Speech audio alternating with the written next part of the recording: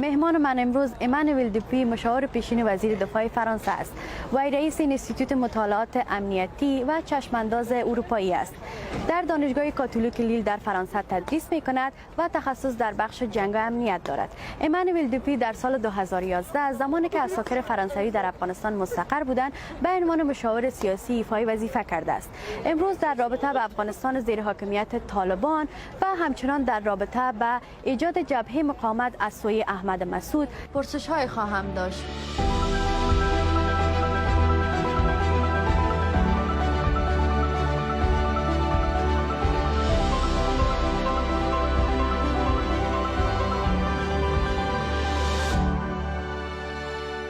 تشکر از این که فرصت این مصاحبه را فراهم کردید. شما به افغانستان سفر داشتید. از ماموریتتان که آنجا انجام دادید برای ما بگویید و به کدام ولایت افغانستان شما دیدن کردین و سفر داشتین؟ Well, I was in Afghanistan in 2011 as political advisor. من در سال 2011 به عنوان یک مشاور سیاسی برای سربازان فرانسوی مستقر در افغانستان از سوی ناتو به این کشور رفته بودم.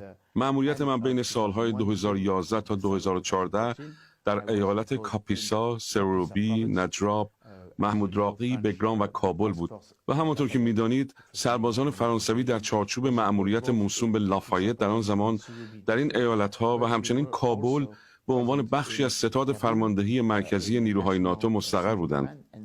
ما همچنین در مأموریت مشترک نظامی و همکاری با نیروهای آمریکایی مستقر در بگرام بودیم. من همچنین رابطی بین سفارت فرانسه با سایر سفارتخانه‌ها در کابل و مقامات دولتی وقت افغانستان بودم و البته این همکاری‌ها شامل ارتباطات با سایر نیروهای ناتو و خارجی مستقر در افغانستان هم میشد.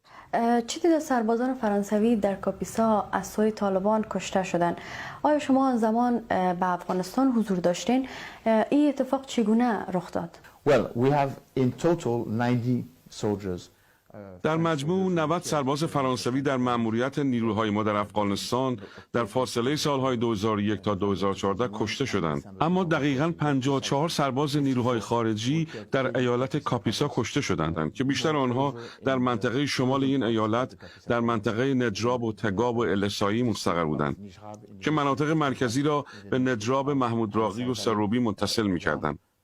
ما در آن منطقه یک پایگاه نیروهای فرانسوی داشتیم. از میان 90 سرباز فرانسوی که حین مأموریت در افغانستان کشته شدند، مرگ 54 نفر آنها در ایالت کاپیسا اتفاق افتاد.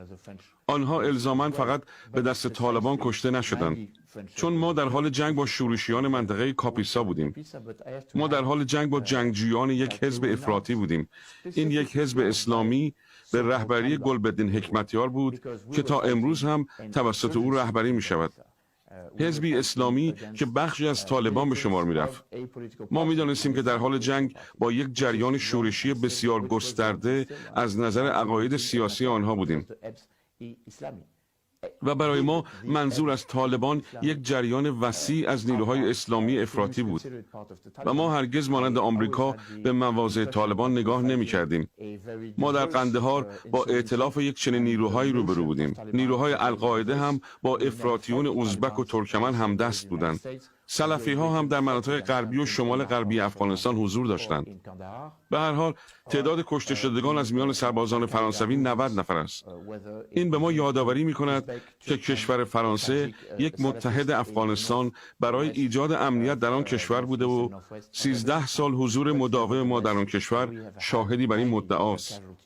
در حقیقت 60,000 سرباز فرانسوی در طول این مدت در خاک افغانستان مستقر و خدمت کردند و آخرین سرباز فرانسوی در سال 2014 خاک افغانستان را ترک کرد.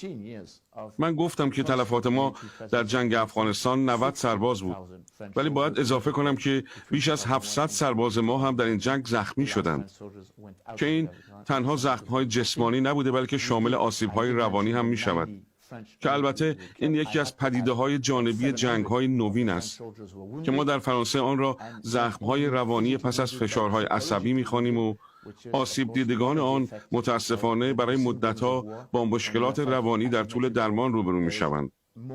این مشکل شامل سربازان بیش از 48 کشور دیگر هم که در جنگ برای آزادی افغانستان از طالبان و سپس مبارزه با نیروهای افراطی در این کشور حضور داشتند هم می‌شود. پس شما به این نظر هستین که طالبان سربازان فرانسوی را نکشتن و سربازان فرانسوی از سوی افرادی که با گلبدین حکمتیار کار میکردن کشته شد؟ ما نباید فراموش کنیم که در طول فعالیت شورشیان و حضور جنگ سالاران مختلف در آن کشور، ایالت کاپیسا در زیر کنترل نیروهای گلبدین حکمتیار بوده. سربازان ما با نیروهای شورشی موسوم به طالبان درگیر جنگ بودند، ولی این نیروها همچنین وابسته به حزب اسلامی گلبدین حکمتیار هم بودند و این حزب برای مدتها از صحنه افغانستان بیرون و در کشور پاکستان مستقر بوده. این حزب در تشویق ذهنیت افراطگرایی نیروهای طالبان و نیروهای شورای پیشاور کویت دست داشته.